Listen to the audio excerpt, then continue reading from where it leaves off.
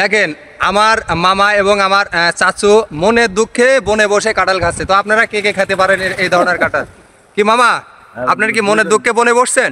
দুজনই ডাক্তার দুজনাই ডাক্তার। যাই হোক, ওনারা খুব শীতল একটা জায়গায় বসে বসে সুন্দরভাবে কাঁঠাল খাচ্ছে। এটা হচ্ছে জাতীয় কি জানো মামা, জাতীয় ফল। জাতীয় ফল কাঁঠাল ওনারা খাচ্ছে মনের দুঃখে বনে বসে না, কিন্তু ওনারা বাতাসে বসে গরম খাচ্ছে।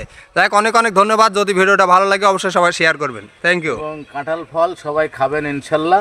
যাই হোক, এই এটা যে খুবই পুষ্টিকর এবং খুব উপকারী। জি, এটা মানুষের মানব দেহের জন্য খুবই উপকারী। জি, এটা তরকারি খেতেও ভালো। জি, এটা গরু ছাগলের জন্য ভালো। বাহ, অর্থাৎ বাহ। কাঁঠাল একটা সুন্দর এবং হলো জাতীয় ফল। কোনো লস নাই। হ্যাঁ, এই জন্য ওই কাঁঠাল ফেলার কিছু না। আপনারা সবাই খাবেন, যার যে পরিমাণে সহ্য হয় সে পরিমাণে খাবেন, অবশ্যই। অতিরঞ্জিত খাবেন না। নিঃসন্দেহে এটা একটা ভালো জিনিস। খোদা হাফেজ। বাংলাদেশ দীর্ঘজীবী হোক। কাঁঠাল ফল আরো বেশি বেশি করে আমাদের দেশে প্রত্যেকটা গাছে গাছে ধরুক, জি। মানুষ খাক, এটাই আমাদের প্রত্যাশা। ওকে, অনেক ধন্যবাদ।